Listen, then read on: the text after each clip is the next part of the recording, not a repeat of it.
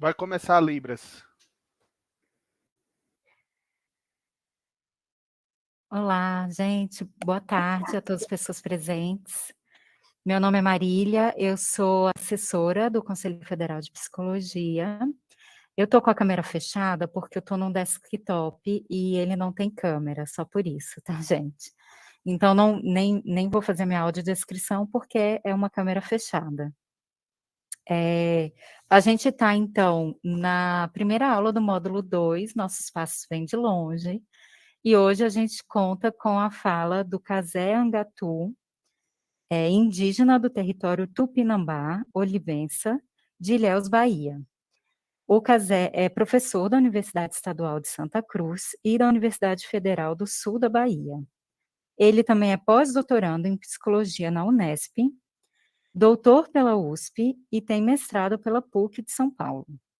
É historiador pela Unesp e autor do livro Nem Tudo Era Italiano, de São Paulo e Pobreza, 1990 a 1915. Vou passar, então, a fala para você, Cazé, e agradecer muito a sua presença. Vou pedir para você iniciar a sua fala fazendo uma audiodescrição bem rápida, e aí você pode prosseguir com a sua fala. Certo, eu vou colocar aqui uma janela, né, que eu vou compartilhar imagens. É um hábito que a gente tem, porque eu não falo sozinho, né? Eu sempre posso trazer as imagens. Não sei se já abriram aí para vocês.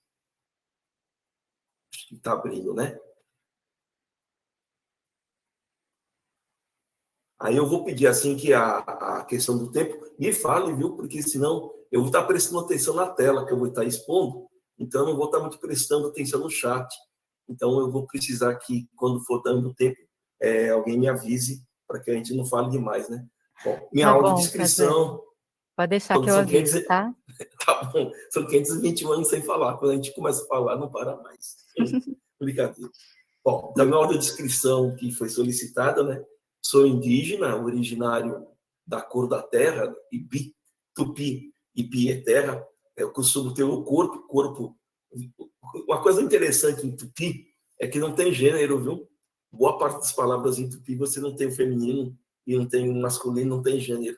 Então, o meu corpo geralmente ele é pintado com a tinta de genipapo, a gente se pinta, né? Só que dessa vez não está pintado, porque a gente é pintura corporal que costuma fazer. Meus cabelos são longos, são escuros, uma profundeza dos mistérios sagrados da Angá. Angá é a alma humana. Sou do tamanho do meu povo, talvez pequeno em estatura, mas grande em nossa luta pela natureza sagrada. Coloco em torno do pescoço, meu pescoço tem colares de semente, aqui é mucunã, tem dente de baleia, tem outras sementes, e na orelha, as duas orelhas elas são furadas, e eu tenho nelas rabos de tatu, rabos sagrados tatu. Eu uso de vez em quando o cocá das guirá, para a gente, são os pássaros, e a gente sempre se acompanha da maracá, que é feita de coco ou de cabaça, tá certo? Hoje eu estou sem o cocá porque a tela, me falaram que por causa das penas não fica bem aí para visualização.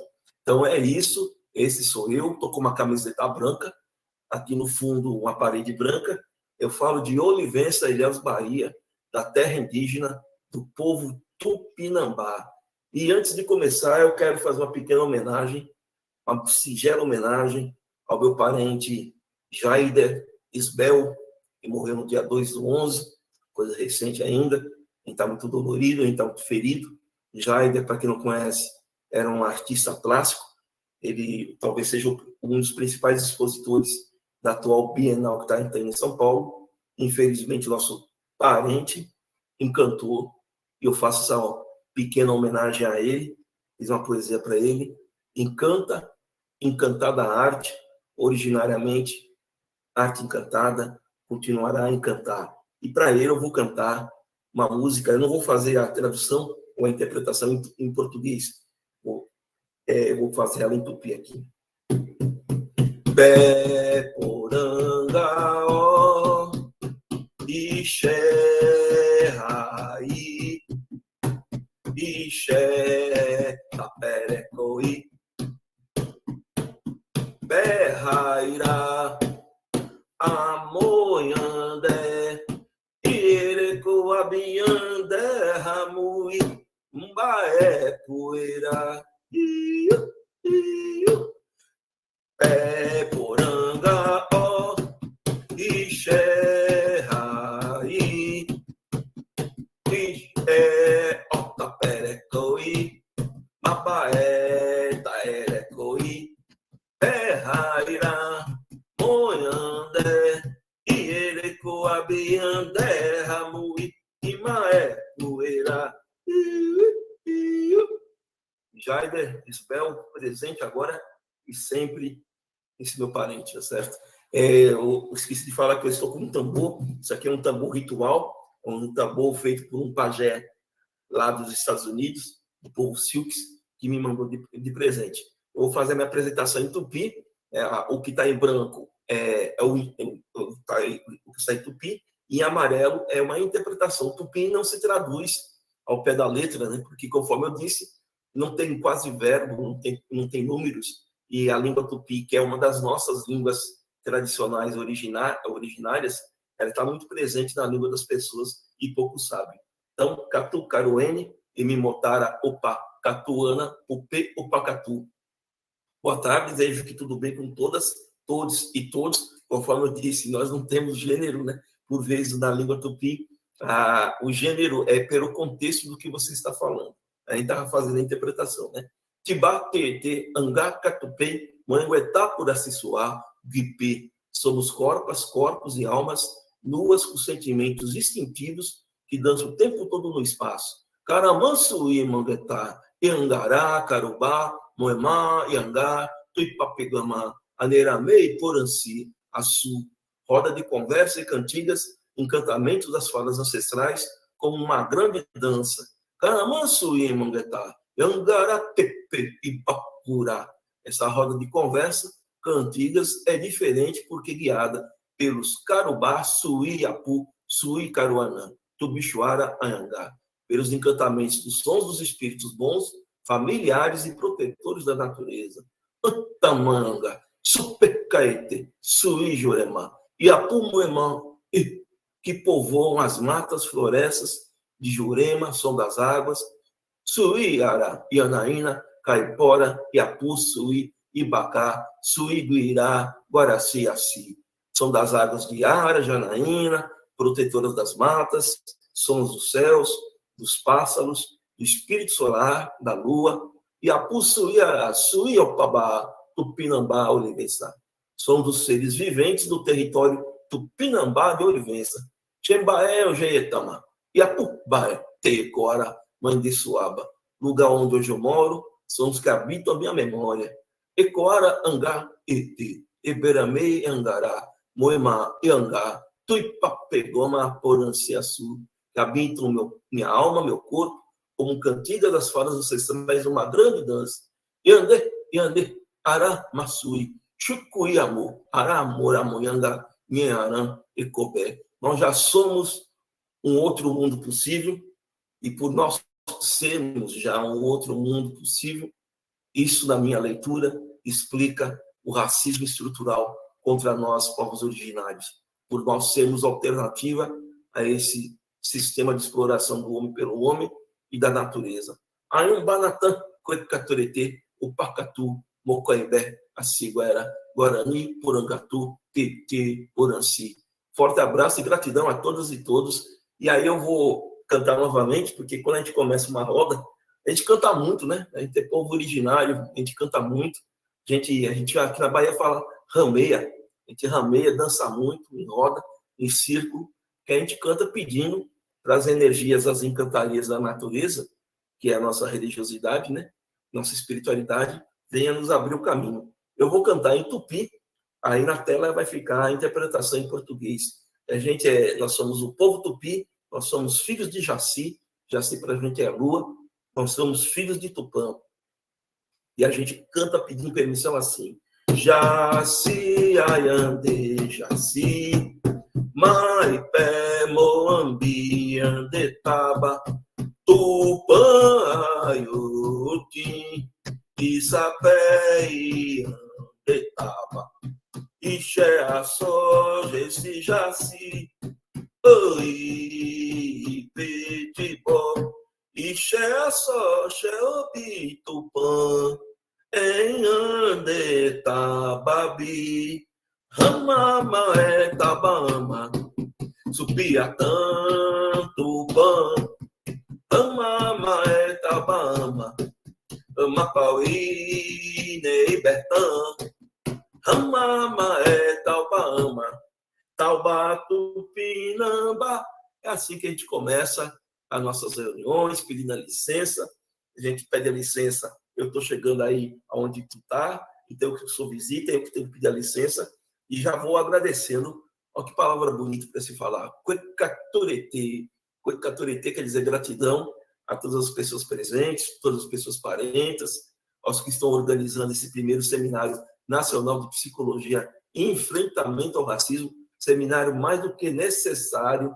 A categoria, as pessoas, os que formam o ser psicólogo, é muito importante para nós, para os originários, ter vocês atentos a essas questões que tanto nos maltratam. A Comissão de Direitos Humanos do Conselho Federal de Psicologia, a Maria Lúcia, acho que vai dividir a mesa comigo, né? A licença Cuecaturete ao povo quilombola, ao povo negro, ao povo das quebradas, das periferias, das favelas, das ocupações. O Brasil é sim terra indígena, quilombola, negra, nordestina, migrante, imigrante e de pessoas refugiadas. A gente pede a licença ao povo dos encantados. Eu sou da Encantaria, do universo da Encantaria. Ele explica bastante o que eu vou falar hoje, né? Por causa desses passos que vêm de lá atrás. E uma coisa já faz parte da nossa cosmologia. Na minha criação, você não tem inferno e paraíso. Então, para entender um pouco de nós, muitos de nós, é bom perceber isso, né? Essa ideia de inferno, de salvação, ou de paraíso, ou de inferno, não é muito presente, ou não é presente, pelo menos na minha formação. Eu tenho que pedir licença às encantarias, aos xamãs, aos orixás, ao povo de terreiro. Aqui é Bahia, é povo de santo, povo de todas as religiões, desde que não venha tentar nos converter. Se vier nos converter, não tem licença não, fique onde está. Saravá para quem é de Saravá, amém para quem é do amém, axé para quem é do axé, mutumbá para quem é do mutumbá, o quearô, o goiê, o mutum, o ere, a ente. A gente pede a licença aos nossos anciões. Nossos passos vêm e continuam vindo de lá atrás. Eles são as fontes, os nossos anciões são as fontes vitais de memória, de vida e de pulsar da nossa luta. Então, a gente nunca esquece dos nossos anciões, que eles são muito importantes. Aí na foto é o ancião Candinho, eu ando muito com ele, ouço muito ele, e a gente respeita isso. Os Morubixaba, os Pajé, esse é o Morubixaba da minha aldeia, né? Mora numa aldeia, as Cunhã, as Auás, as Cunhatã, as Curumins, mas uma outra coisa importante. Quando você pergunta para uma criança o que ela vai ser quando crescer, é justamente essa ideia que não bate muito com o que a gente pensa, né? Nós. A criança já ela é criança. Essa ideia de ficar sempre projetando, eu vou falar muito sobre isso, né? Projetando o futuro, projetando o porvir. Isso, na verdade, na minha leitura, enfraquece o presente. Né? Você tem que lutar pelo hoje. Hoje já é o porvir. Hoje já é o novo. A gente pede a licença aos guerreiros que perderam a vida. Aí na foto está mascarrado, foi decapitado, morto no facão. Eu estou num território que não foi demarcado a terra ainda, né? E a gente sofre. Vou falar sempre isso. No caso dos povos indígenas, não é só o racismo que é estrutural. O genocídio e o etnocídio, ele é tão estrutural como o racismo, e talvez seja até mais. Esse aí é meu parente mascarado, que foi morto no facão, ele está na luta pelo território, não demarcou o nosso território ainda. A gente pede a licença às nossas anciãs, que encantaram, as vítimas desse governo genocida, fascista e miliciano. Ele não criou a bionecropolítica do bionecropoder, mas ele radicaliza a bionecropolítica do bionecropoder. Para mim, existe um bionecropoder e existe uma bionecropolítica O fascista, o miliciano, o genocida que está na presidência, ele radicaliza, mas essa bionecropolítica do bionecropoder, ela sempre vigorou nesses 521 anos disso que aqui se chama Brasil, para a gente chamava aqui de Pindorama.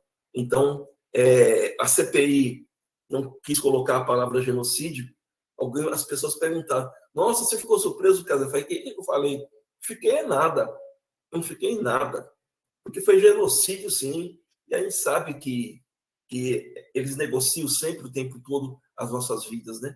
É genocídio porque tem cor, tem gênero, tem etnicidade indígena, negra, e tem extrato social. As mortes têm extrato social, tem etnicidade indígena, negra, cor e gênero. É genocídio, sim. Queira a CPI colocar ou não queira colocar, né? Recentemente, aí eu fiz um artigo para a Comissão de Saúde, né? Nacional de Saúde, participei de uma mesa que gerou um artigo em que eu discuto a subnotificação. Essa foto que eu estou mostrando aí, que você está vendo, é que aqui na Bahia, pelo menos os tupinambás, você tem a figura negra entre os tupinambás é muito presente. Você tem índios negros e negros índios. E a gente tem muito orgulho de sermos assim, né? E essa é genocídio. Depois, se alguém quiser, te manda o site, é um artigo que eu escrevi por outras palavras, mostrando a enorme subnotificação. Eu escrevi isso aí em maio de 2021, né? Em que eu estava tentando contextualizar essa subnotificação. Tem um artigo aí que recente foi publicado essa semana, revista Espaço Acadêmico, lá da UEM, foi uma revista organizada por pessoas que eu tenho muito respeito, né? Boa parte delas são da psicologia, e tem um artigo que eu publiquei chamado Tubixuara Mangobé Nheran, que é a base da minha fala de hoje, viu? Autodeclaração indígena como retomada da indianidade e de território, em que eu vou mostrando como essa subnotificação. Eu vou dar um exemplo aqui, obrigado. Uma tia minha morreu esse ano aqui em janeiro. Minha tia Mariquinha morava em São Paulo e em Itaim Paulista. Ela não pôde ser vacinada, ela é indígena, ela não pôde ser vacinada e a morte dela não foi computada como uma morte de uma mulher, uma anciã indígena. Por quê? Para o governo atual, indígena é só quem mora em aldeia, como eu moro numa aldeia, ou quem está num território indígena. Indígenas que moram na cidade, hoje 36% da população indígena mora em situação de cidade. Não entra, por isso que eu digo, o racismo não é só estrutural, isso é bionecropolítica. Então, os indígenas que moram em situação de cidade, eles não entram no dado, existe a Secretaria Especial de Saúde Indígena, ele não é assistido pela FUNAI, pela Secretaria Especial de Saúde Indígena, se não foram vacinados muitos, e quando morrem, não entram nos dados, tá certo? É uma grande subnotificação. Parto do princípio que, no caso indígena, são desejáveis e estruturais não só o racismo. Eu vou insistir muito nessa tecla, porque a gente está morrendo e a morte de indígenas vai aumentar. À medida que a pandemia, olha o que eu estou falando, dia 9 de novembro, né? À medida que a pandemia vai diminuindo, a morte de indígenas, morte violenta de indígenas vai aumentar. E por que eu digo isso? Porque, por exemplo, nosso território não está demarcado. Tem uma juíza aqui de Itabuna que ficou, durante a pandemia, dando reintegração de posse. Nós só seguramos a reintegração de posse porque existe um parecer do STF que não tem reintegração de posse durante a pandemia. Mas se a pandemia diminuir, o que vai acontecer? Reintegração de posse. E aí vai ser ações violentas e a gente vai resistir. A gente vai morrer. Né? A gente vai resistir com armas desiguais. Então, no caso indígena, não é só o genocídio, o racismo, que já é muito. Eu vou insistir sempre nessa ideia. O racismo tem uma razão vinculada ao genocídio, ao nosso etnocídio, epistemicídio, cosmocídio, que tem a ver com o ecocídio. A gente vai explicar mais adiante um pouco melhor isso, tá certo? Não temos rancor, mas possuímos memória, e é isso. Não tem negociação com o fascista, fora, e vamos tirar e vamos tocar o barco. Não vou falar hoje do marco temporal, que não é o tema central, mas a gente está vivendo uma luta contra o STF. O STF demora para votar uma coisa, derrubar um marco temporal que nos fere de morte, né? Então, a gente está numa luta para que o STF derruba o marco temporal e não derruba. A lei tardando já está falhando. A gente está lutando contra uma PL 490, mas se vocês quiserem saber mais, me acesse aí no Instagram, que eu uso o Instagram para comunicar, informar, colocando textos, falando da nossa luta, tá certo? Bom, eu vou me apresentar, que já fui apresentado, né? Da minha graduação, onde eu dou aula.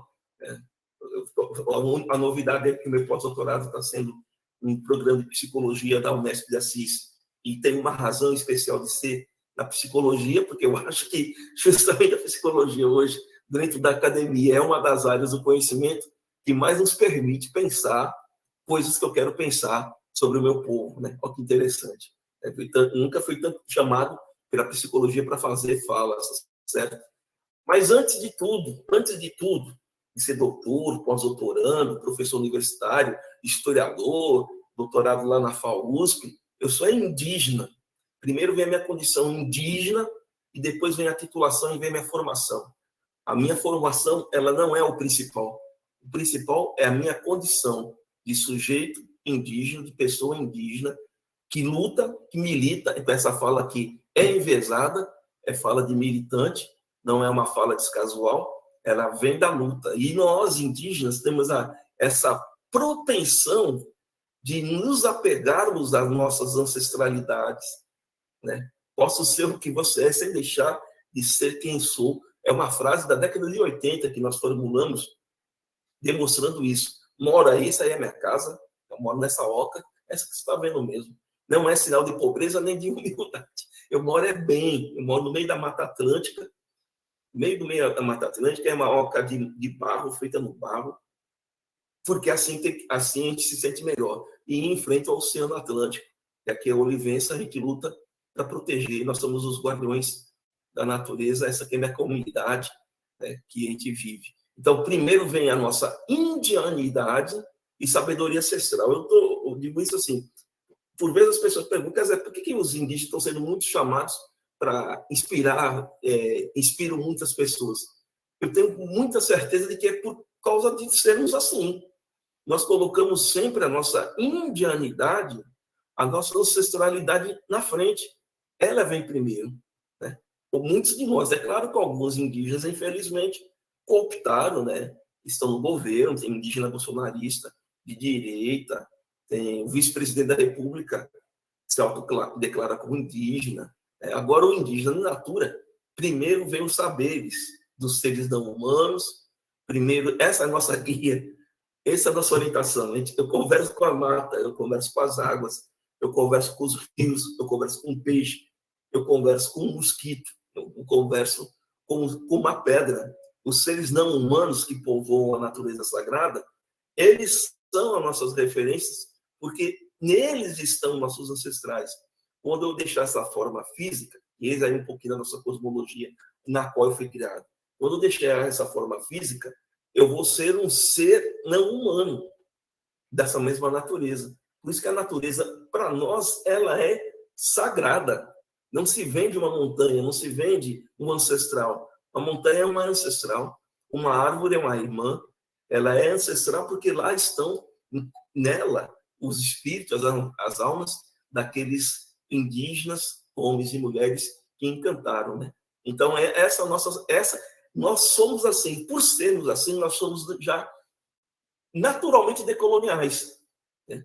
E por sermos assim, naturalmente decoloniais, isso é perturbador para um sistema que quer impor uma outra lógica, tá certo? Não vou falar aqui por todos os povos, eu não estou falando por movimento, pela PIB, que é a Articulação dos Povos Indígenas, não estou falando pelo povo tupinambá, que na minha comunidade são mais de 7 mil índios indígenas, são 14 caciques, então não estou falando por nenhum povo específico. Quem está falando aqui é Kazangatu, a partir da minha vivência, experiência passada, presente e futura que já existe hoje. Até porque esse país aqui são 305 povos, viu, minha gente? E a palavra é povo. É povo, nós somos povos. Nós somos povos. Já estou contando um segredinho. o porquê do racismo sobre nós. Nós somos povos. Eu não tenho muito orgulho de ser aquilo que se chama de brasileiro. Eu pertenço a um dos povos, né? Eu pertenço a dois. O Chucuru, que é da origem do meu pai, e o Tupinambá, com quem eu moro. Né? Assim como tem o galego, o catalão na Espanha, o basco, nós somos povos.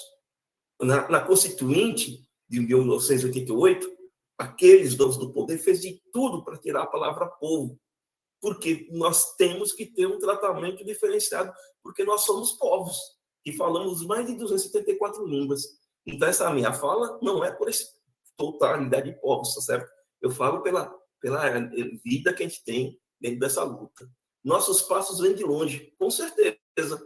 E para saber como que são esses passos vêm de longe, entender um pouquinho desse racismo, eu jogo uma pergunta, porque me perguntam sempre. Muita gente pergunta, Cazé, eu não vejo a presença indígena na formação da cultura brasileira, da história brasileira. Eu tenho dificuldade de enxergar até na minha vida.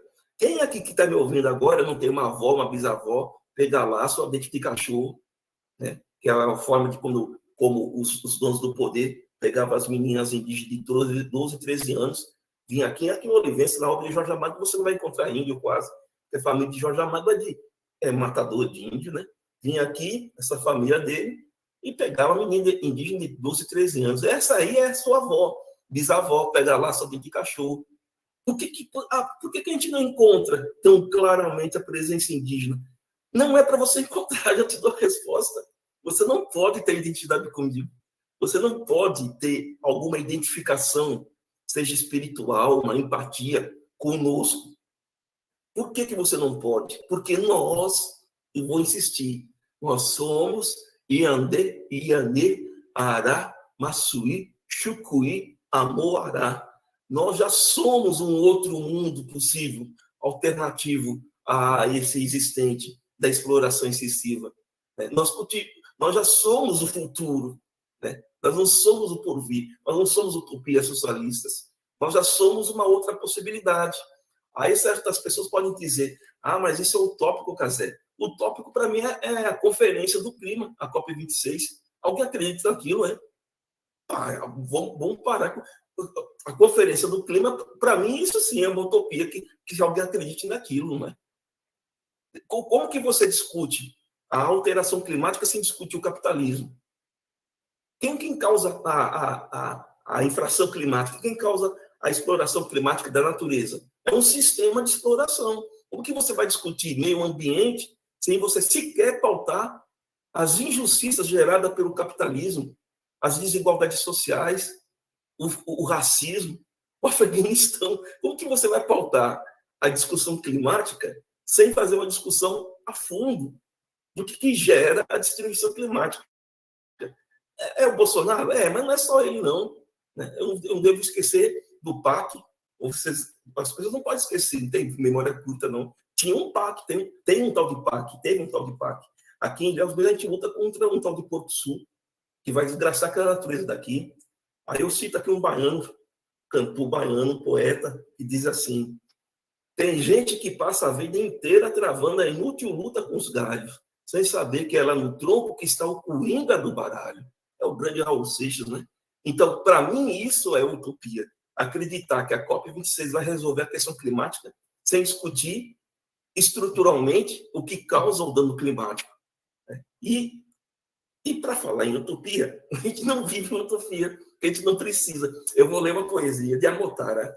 Amotara é essa senhora aqui de vermelho. Essa aqui é a cacique Valdelice, grande cacique Valdelice. É a primeira cacique Tupinambá na retomada do processo. Olha que a dona Amotara, que encantou, ela diz: aqui tinha uma grande nação descoberta pelos brancos, para nós povos, invasão. Aqui não tinha divisa, não tinha cerca. Nossa riqueza era partilha. Aqui não se acumulava nada. Hoje tudo é garantia. Mas quem pratica a igualdade não precisa de utopia. Então, é aí que você vai encontrar as razões do racismo sobre nós. Né? Nós não queremos a terra como unidade produtiva.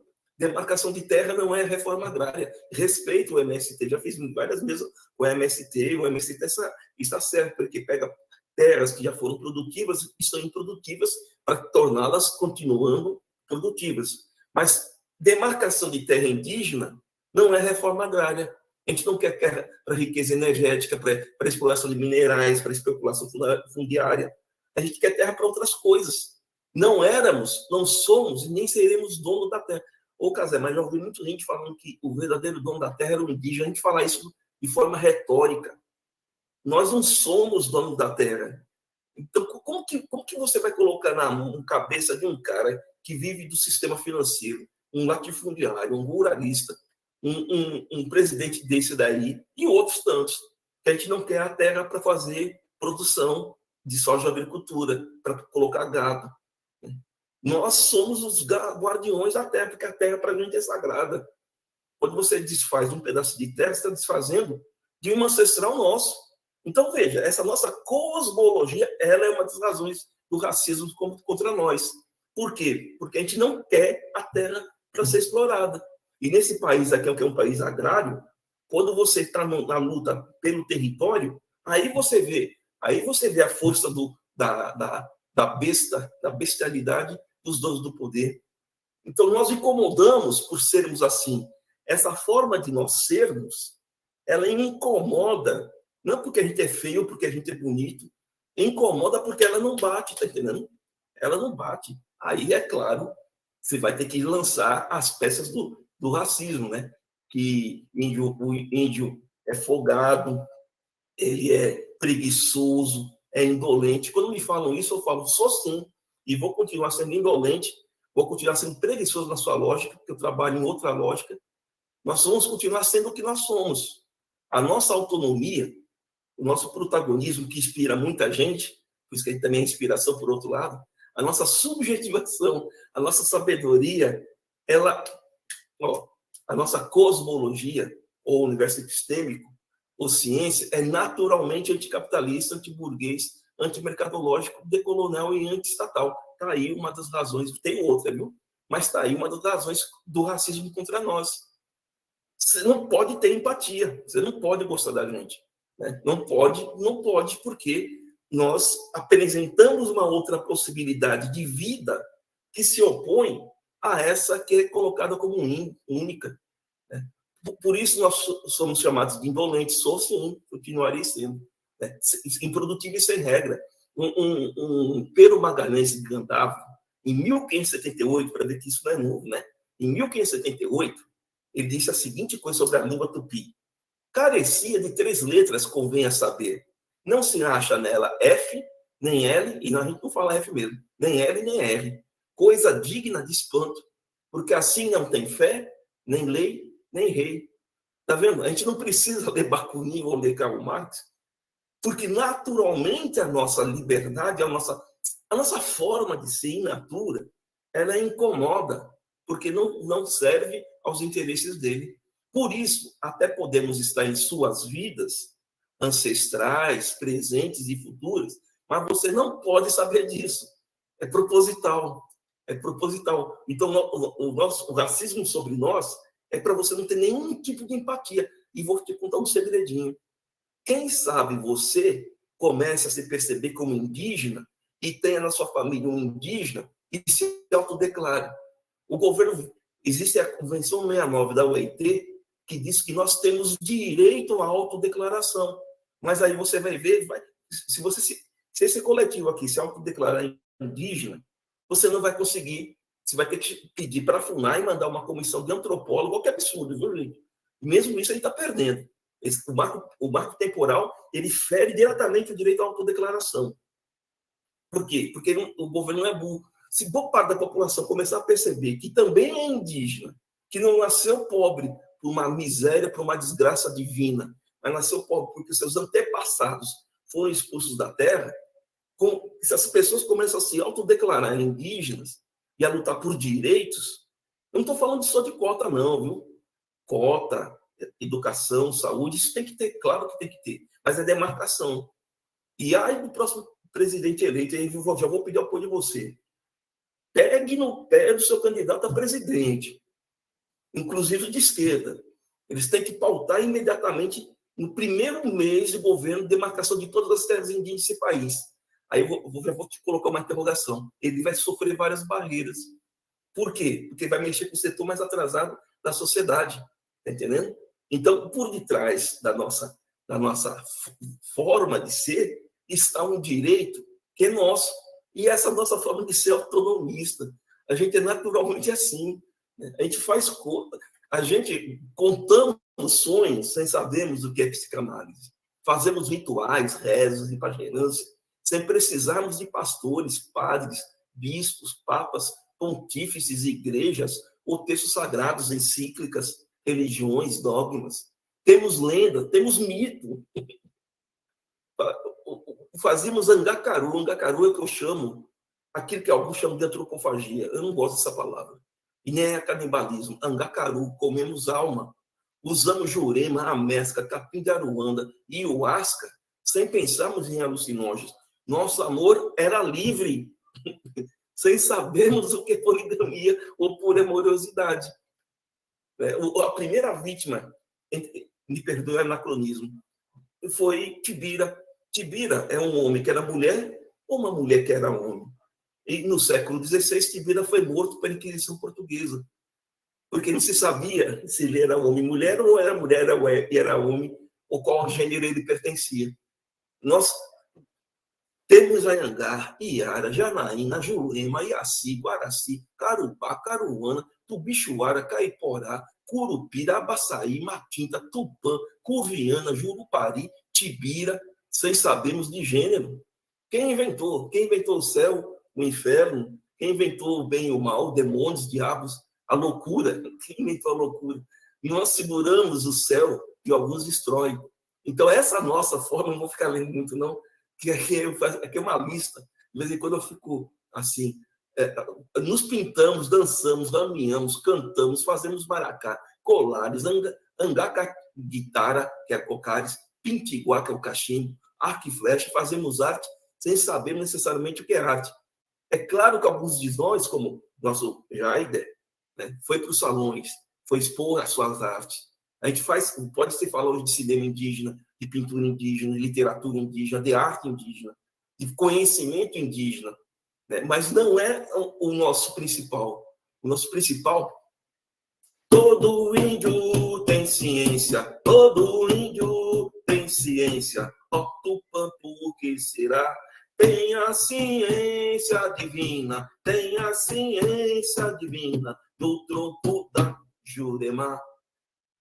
O conhecimento acadêmico é quadrado, a sabedoria é redonda.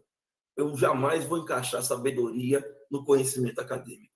O conhecimento fique de fora, eu fico com a sabedoria. Eu adoro ler Foucault para entender as microfísicas de poder, mas Foucault, na minha visão, ele vira um índio.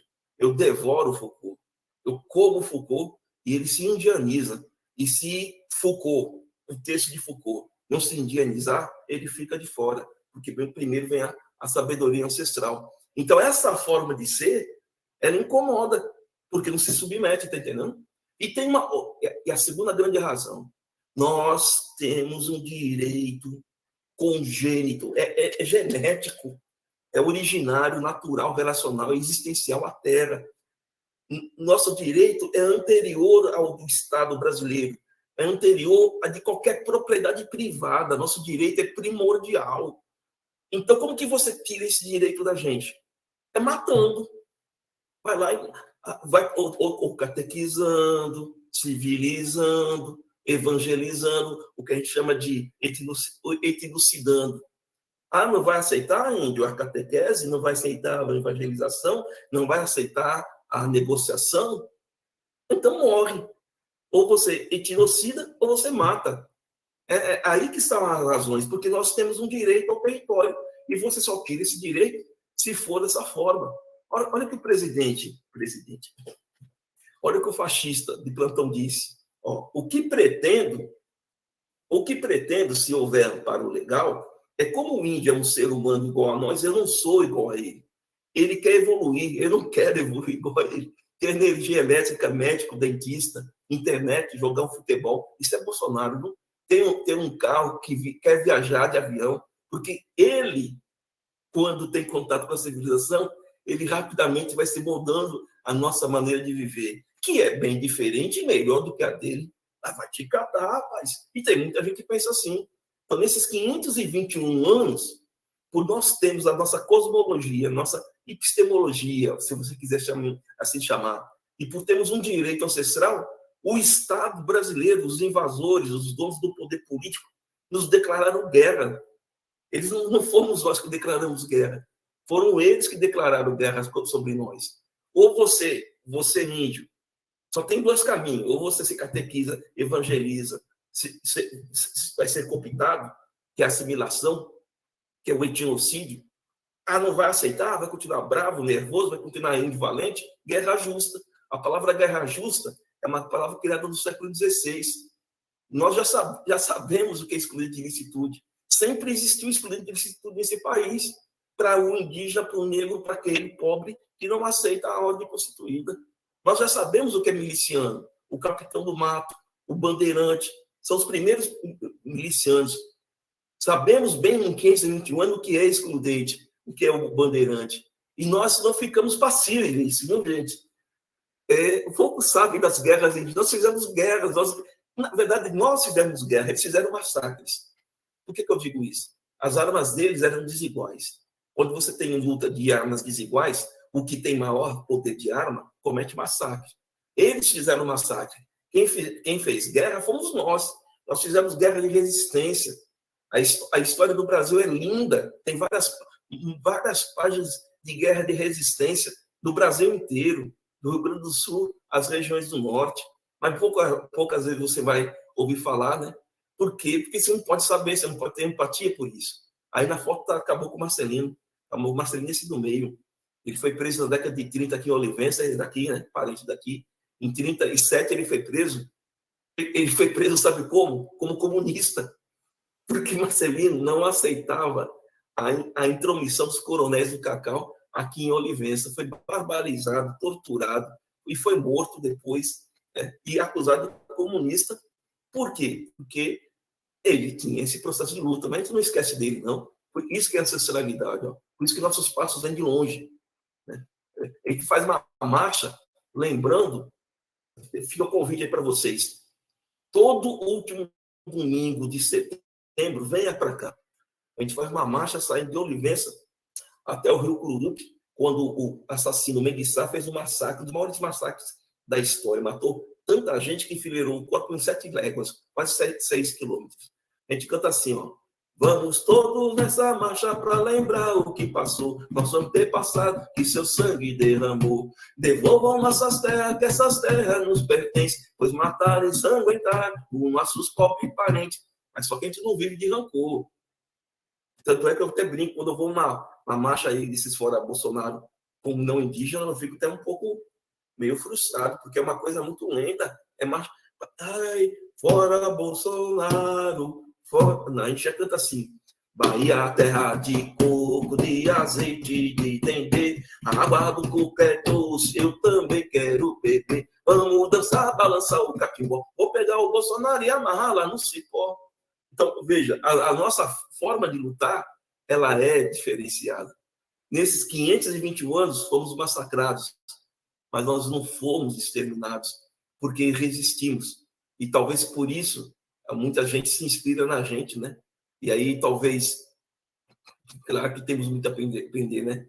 Quem sabe podemos indígena e modestamente auxiliar outras pessoas a cultivarem um futuro agora e não ficar esperando, como bem expressa o título desse encontro é uma fala que eu fiz, né? Cultivar o futuro agora, a psicologia diante das políticas de subjetivação impossíveis. Eu me batizei. Até porque existem muitas pessoas que mesmo não sendo indígena, que também constitui esse novo mundo, tá certo? Auere, Coicaturete, espero ter auxiliado de alguma coisa. Obrigado, viu, gente? Obrigado pela atenção.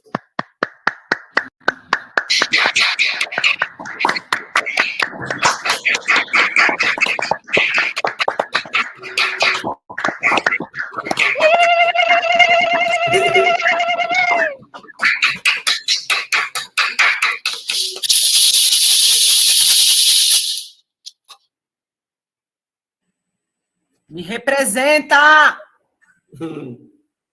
Casé, boa tarde. Boa Muito tarde. obrigada pela sua fala. Preciso pedir desculpas a você e a todas, todos daqui que eu me atrasei. Tive um imprevisto, mas eu tenho a felicidade de acompanhar você e seu pensamento, Casé. Há pouco tempo você esteve aqui na UFBA, no evento que eu organizei. Foi. E você esteve no podcast, na companhia de Cíntia.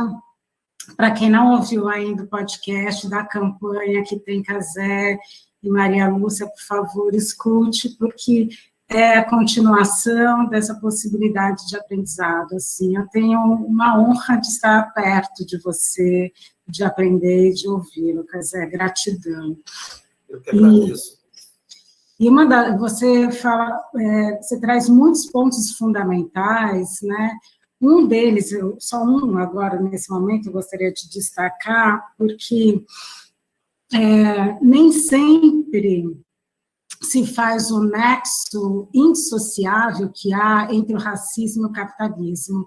E você faz questão, toda vez você traz o capitalismo, você faz questão de demarcar que uma luta não exclui a outra. Muitas vezes o movimento negro, ou mesmo o movimento indígena, como você já falou algumas vezes, às vezes não aborda a questão do capitalismo e vice-versa, né? Você sempre traz essa articulação e a indissociabilidade, porque é isso, né?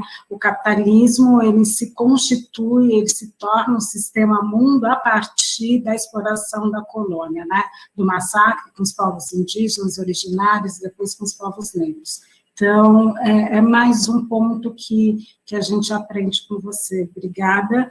E eu abro a palavra para vocês, para perguntas, vários comentários de agradecimento, de parabenizar a sua fala, apareceram. Posso fazer um comentário sobre essa fala? Por favor, Casé, por favor. Primeiro, é um prazer estar com vocês, né? E por isso que talvez essa minha aproximação da psicologia seja por isso, né? Que a psicologia está se tornando um dos campos mais férteis nessas discussões. Isso é muito bom saber isso. E essa relação é clara, por exemplo, eu não vou ficar falando nomes, mas não tem como você conversar com o governo Biden, norte-americano, sem pensar no que eles fazem no Afeganistão, entendendo? O governo americano não é um aliado na luta contra o conflito ecológico. Eles não são aliados, né? Eles maltratam o presidente, o Macron, o que ele faz com os trabalhadores na França, né? A nossa aliança tem que ser com os povos desses países, dessas nações, né? Porque é eles que nós temos que nos fortalecer uns aos outros, né?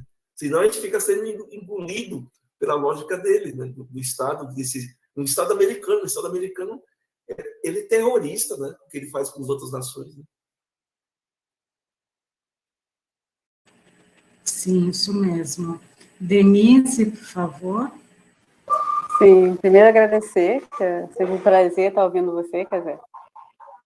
A minha pergunta é sobre aquela lei constitucional, né, que eu acho que foi revogada, acho que só em 96, da qual os povos indígenas era tutelado pelo Estado, né? Como se os povos indígenas não pudessem ser responsáveis por si mesmos.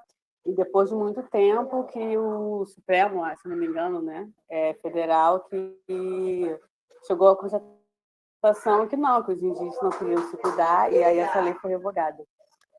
Eu queria saber se, ao menos dentro do seu território, quais foram as afetações dessa lei, né? Na subjetividade, na cultura, na sociabilidade. Porque quando a gente fala da militância negra, a gente sempre fala do racismo estruturado, institucional, e como ele rege, né, a subjetividade do negro, o modo de comportamento, os gestos, né, sociais e culturais do negro. E eu queria saber se essa lei, né, sendo... E são as crianças, tá, gente? Que estão aqui pra mim. Coisa mais linda. Tá todo mundo aqui hoje que não teve aula, falta de luz, então vem todo mundo aqui para casa. E eu queria saber se houve afetos, de fato, né, na construção subjetiva, na construção pessoal e coletiva indígena, porque os negros na área urbana sofrem, né, desses afetos até hoje, por causa dessa Constituição. E se, de alguma maneira, isso também afetou a subjetividade, as construções indígenas, enquanto povo, enquanto indivíduo. Uma ótima questão. Denise, né? Denise Gama. Então, ótima questão, porque você vê. E olha as armadilhas. Na ditadura militar, os militares queriam tirar a tutela dos indígenas, né? Do Estado sobre o indígena. Aí, o movimento indígena foi contra. E vou dizer por quê. Olha só, a esperteza do Estado. Eles queriam tirar a tutela para as terras indígenas não ficarem mais sob a proteção do Estado. E aí, as terras indígenas poderem ser invadidas, ocupadas, assim por diante. Então, se vocês perderam o regime tutelar, então o Estado não tem mais nada a ver com a terra de vocês. E vocês podem vender. O Bolsonaro faz a mesma coisa. A FUNAI está querendo, todo momento, derrubar toda a participação do Estado na proteção de terras indígenas. Olha que coisa. Aí vem minha opinião. Por isso que a gente tem que ficar sempre esperto com os donos do poder. Eles usam das artimanhas. Para mim, o caminho tem que ser da autonomia. Só que nós, como somos mais de 300 povos, você tem povo que tem, por exemplo, 200 pessoas.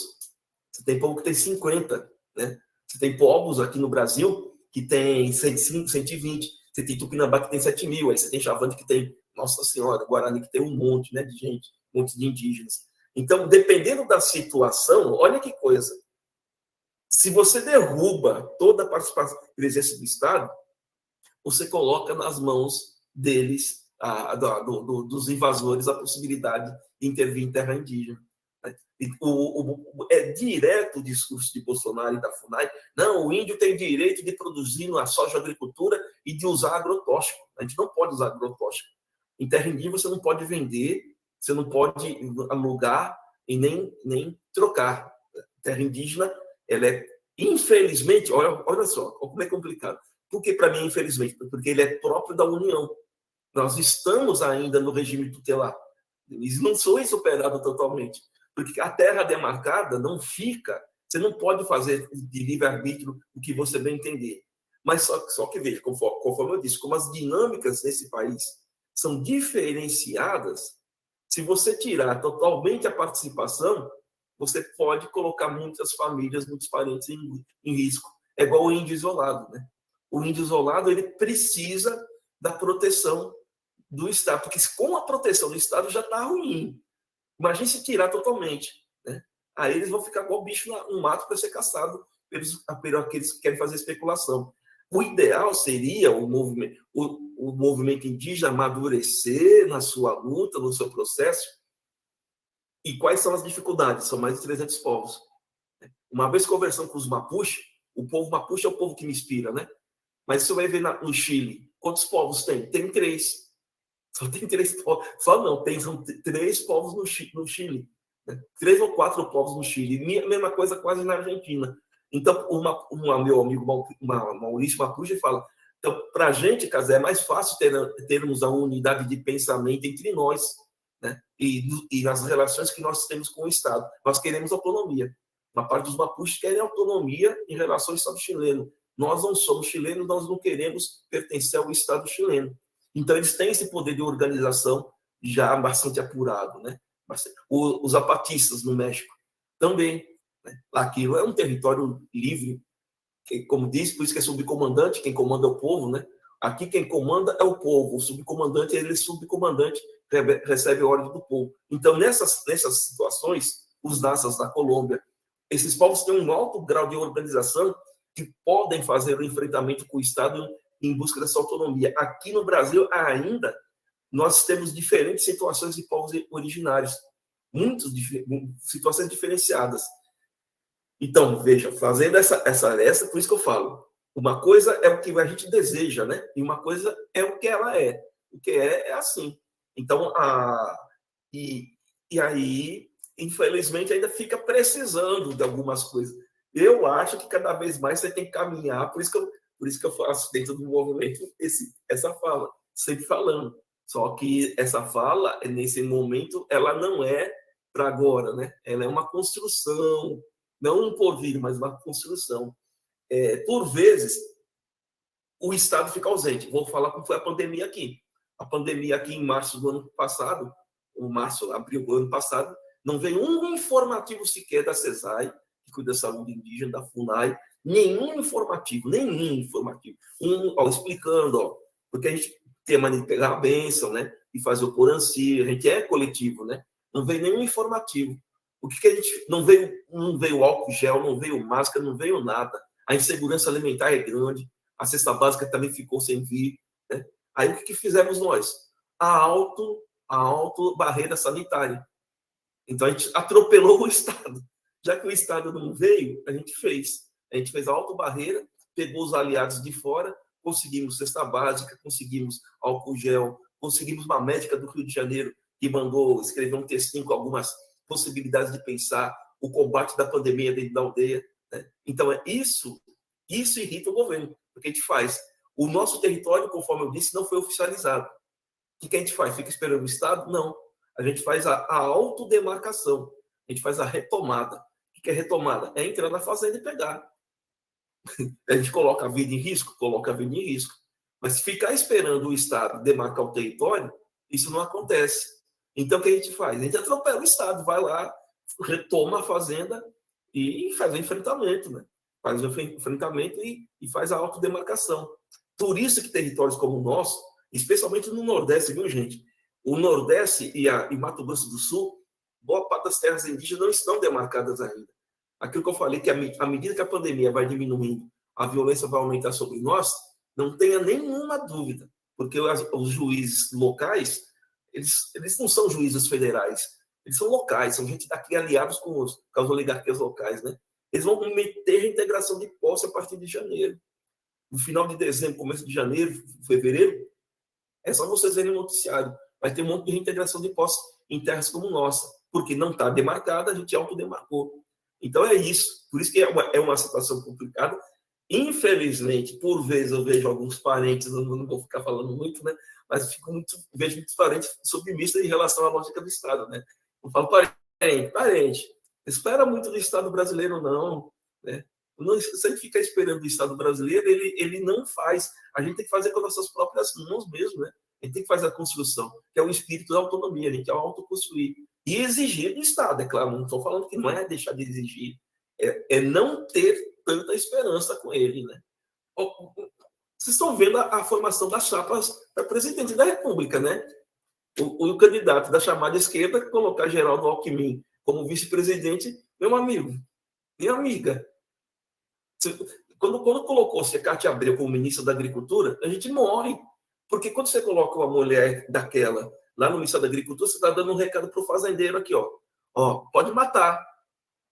Está legalizado. Você colocou Cátia Abreu, você está livre lá para vocês fazer a desgraça que quiserem, né? Então, por isso que eu digo, a gente tem que andar, exigir do Estado, mas sempre pensando na autonomia, né?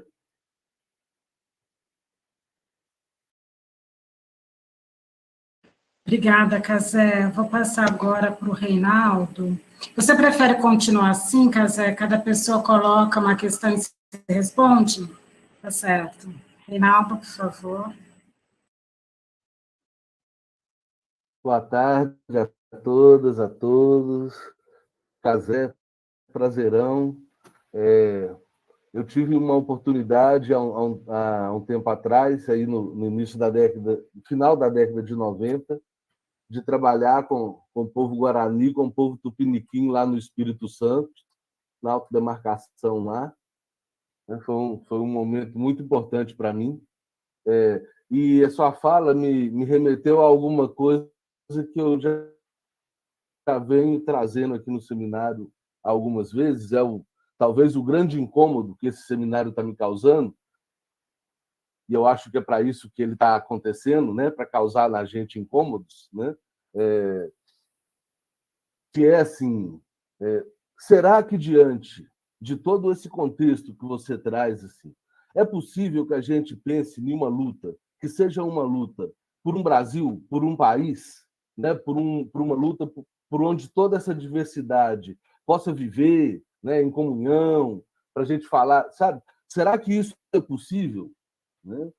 Ou será que a luta ela precisa de realmente ser colocada, né, nas suas particularidades, né, são as suas autonomias, e assim, sabe, esse incômodo hoje vem me crescendo dentro de mim de não saber direito assim, em que frente estamos lutando, né? Estamos lutando por uma unidade da diversidade ou estamos lutando pela diversidade, cada um por si, sabe? Né? E, e, e como é que a gente tem que construir essa luta com isso? Assim? Obrigado. Então, esse seminário de você já é uma construção.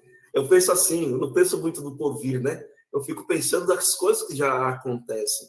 É por isso que a frase, que é uma frase zapatista, por um mundo onde caibam vários mundos, com igualdade social, respeitando a diversidade, as diferenças, né? Então, isso é uma construção.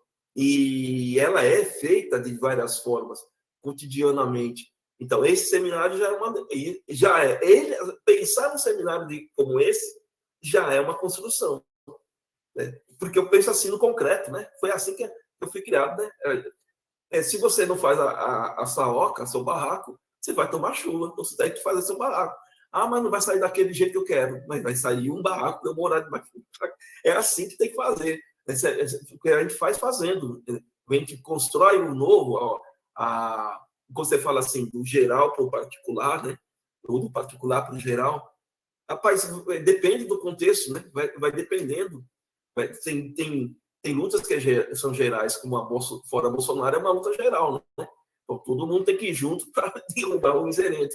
Agora, só que você tem particularidades no processo, né? Dessa construção. A gente quer que o novo presidente tenha uma série de compromissos. E aí esses grupos mais particulares cabem também a eles fazer essas exigências. E assim, viu, Reinaldo, você pensa assim, é prático. Não é o futuro já é hoje, o porvir já é hoje. Então, olha aqui, eu vou cometer um pecado aqui, viu? Me desculpa aqui. Eu vou citar Santo Agostinho. Santo Agostinho dizia, só existe um tempo, o tempo presente das coisas passadas, o tempo presente das coisas presentes e o tempo presente das coisas futuras. Ufa, saiu Santo Agostinho, pronto, saiu, mas a frase dele é boa, porque é uma frase que mexe com a temporalidade. Você só pensa sobre o passado no presente. Você só pensa sobre o futuro no presente. Então, você tem que fazer esse presente, ele se consolidar com a memória e com o porvir, né? Então, é com essas armas que vocês têm com a vida do dia a dia, é que você faz a construção. Você vai construindo, construindo, construindo. Senão, você não constrói, né? Vou dar um exemplo aqui que é interessante. Uma vez chegou um rapaz, aqui a gente tem cabana de praia, né? Na área indígena, que é a área turística, né? Tem cabana de praia. Cabana acho que se chama de barraca de praia, né? A gente chama de cabana. Aí chegou uma pessoa de fora, falou pro índio aqui da cabana, né? Rapaz, você tem cerveja? Aí o parente falou, tem. Aí o cara perguntou, ele falou, tem, mas acabou de acabar. Aí o rapaz perguntou, e quando vai ter? Aí ele disse, quando eu for buscar. Aí o rapaz perguntou, e quando você vai buscar? Aí ele disse, isso já não sei. Então, ele não vai ficar sofrendo para buscar uma cerveja para o cara que quer consumir uma cerveja gelada. Ele não vai, simplesmente não vai, porque ele vai estar lá na cabana dele. Então, essas coisas que é a sabedoria indígena, a sabedoria popular, ela resolve muito na prática, né? Ela não... porque o presente é o que importa mesmo, né? Por isso que a burguesia fica pé da vida, porque nós não temos o sistema de poupança, né? Quem que tem poupança? Aliás, quem tem dinheiro para colocar numa poupança ou para fazer investimento, né? O brasileiro não tem essa lógica de investimento, de poupar dinheiro, porque não tem e porque não é da cosmologia, né?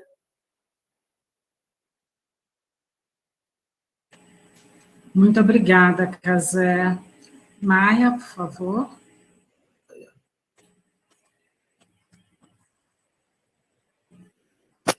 Boa tarde. Boa tarde. Eu nunca vou terminar de agradecer à Comissão de Direitos Humanos do Conselho por ter organizado esse seminário, porque eu aprendo muitíssimo. Eu estou conhecendo o tamanho da minha ignorância, na verdade. E hoje não está sendo diferente. É um privilégio estar aqui. Realmente eu queria que muito, muito, muito mais pessoas ouvissem pessoas como o Cazé.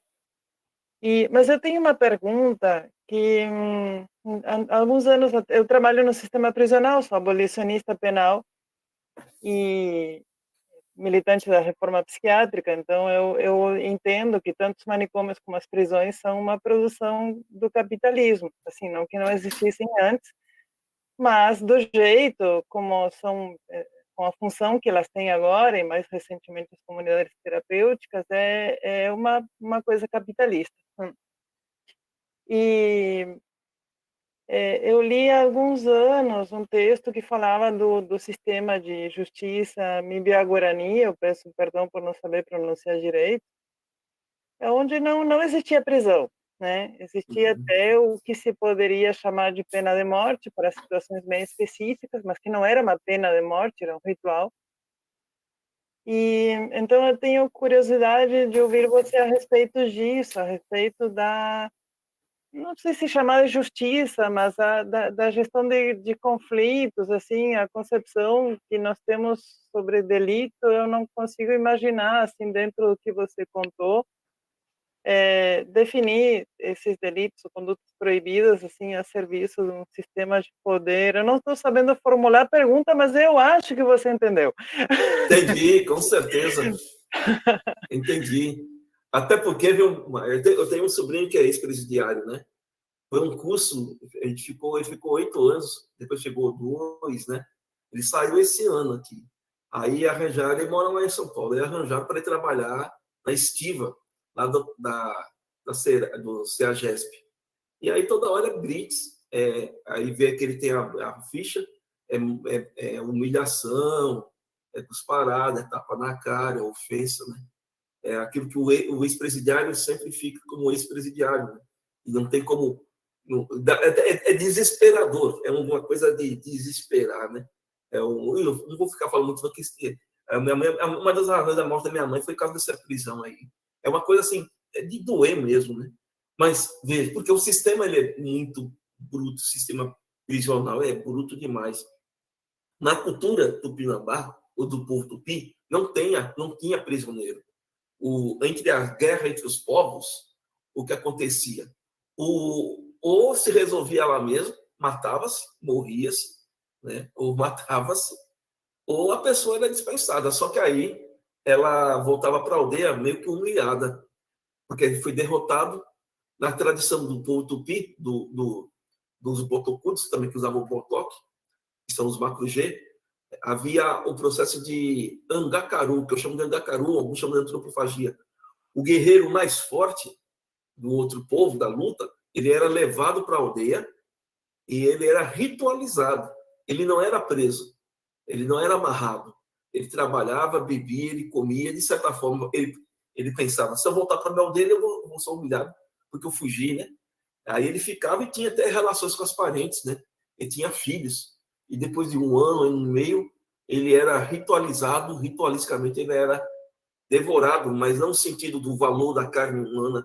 O angá é alma, né? Era mais valor espiritual. É só pensar um corpo humano para ser dividido para mais de 300 pessoas. Não tem valor nutricional nenhum, não tem valor nenhum. É um ritual. Comer-vos, esse é meu corpo, beber-vos, esse é meu sangue. Então, só que a gente fazia isso de fato, né? Comia e bebia ritualisticamente, não por ser um ser humano. Por isso que não é antropofagia. É mais pela alma. Como a gente come um bicho, né? A gente come um bicho pela alma e não pelo porte físico somente do bicho. Então, na tradição, no século, isso não tinha o prisioneiro. Infelizmente, com esse processo de relações com os invasores, muitas coisas, infelizmente, ruins também foram incorporadas, né? Eu falo de um povo, o povo tupi, que está aqui da faixa litorânea, né? Eu estou falando daqui porque eu estou perto do mar, né? Então, aqui é onde que o Brasil começou a ser invadido, né? A gente também aprendeu as crueldades, as maldades, inclusive o sistema prisional, né? Que vigorou.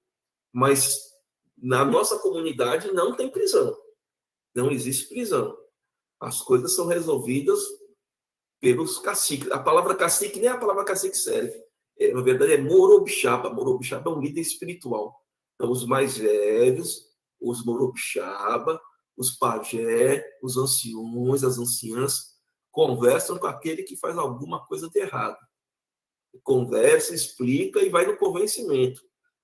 A tendência é não utilizar das forças do Estado, chama a polícia, até porque ela não é aliada, né? No nosso caso, ela é o contrário de ser aliada. Então, a tendência são os mais antigos, os mais velhos, conversar com aquele que faz a coisa que a gente chama, usa o vigília local, a coisa do errado, né? Aí conversa, ele continua vivendo na comunidade até ele se acertar, se tomar jeito, né? Se não tomar jeito, a tendência é tirá-lo da comunidade, mas não tem prisão.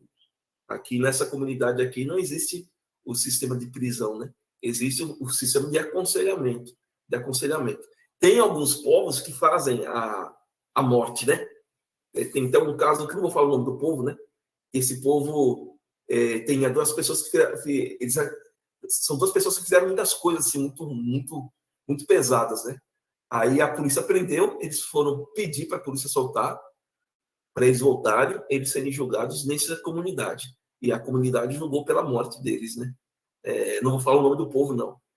Mas a justificativa da morte é que a alma deles iria acabar com a alma da aldeia, né? Aí foi julgado, e aí é assim, porque existem esses sistemas, né?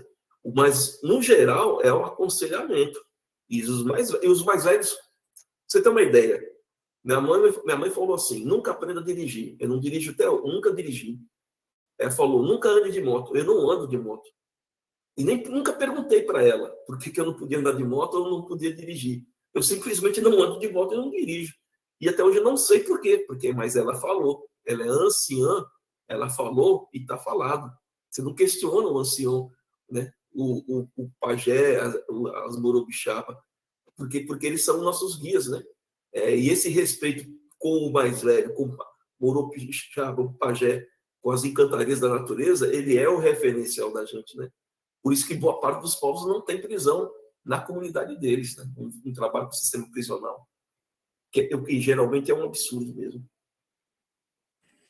Cazé, a Lili te perguntou se isso se trata de uma outra forma de conciliação, né? Ela perguntou, outra conciliação seria, e a Maia pede referência, algum material para que ela possa ler.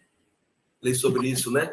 Então, tem uma tese de doutorado, aí você vai encontrar até esse povo, o rapaz chama Pedro, ele defendeu, eu fui banca dele, e o doutorado lá no Lago São Francisco, lá na USP, na banca estava até o Dalmo da Abril Galari, que foi um dos autores do artigo 231, 231 e 232 da Constituição. A tese de Pedro, ele é uma pessoa do direito e ele trabalha com a livre... Uma das maiores lutas que nós temos, os originários, é a livre consulta. O Estado não pode tomar nenhuma atitude sem nos consultar anteriormente.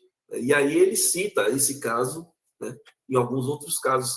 Aí, se você me mandar um e-mail, eu posso achar a tese dele e te enviar, né? Tem alguns parentes que estão no direito, né? Mas eu não conheço esses parentes especificamente discutindo isso. Agora, a tese do Pedro, ele não é indígena, mas ele passa pelo direito a livre... É a Convenção 169. Então, você pega a Convenção 169, que é a convenção que fala dos direitos, então, a livre lei, né, uma lei nossa a ser ouvida com antecedência e qualquer atitude. Geralmente é assim, né? Quem atua em relação aos povos indígenas é a Polícia Federal, né? Porque como nós estamos, entre aspas, sob a tutela do Estado, a terra indígena ela é propriedade da União, quem atua sobre nós é a Polícia Federal. E quando vem a Polícia Federal traz alguém que cometeu alguma coisa de errado, é sempre a negociação. Aqui tem sido assim, né? Tem sido sempre a negociação. É claro que aqui, como é área turística, tem o pessoal do crime que não são indígenas que estão entrando, né? Mas aí também conversa. É tudo na conversa, não é negociação, é conversação. É tudo conversado, dialogado, né? Para tentar resolver as arestas.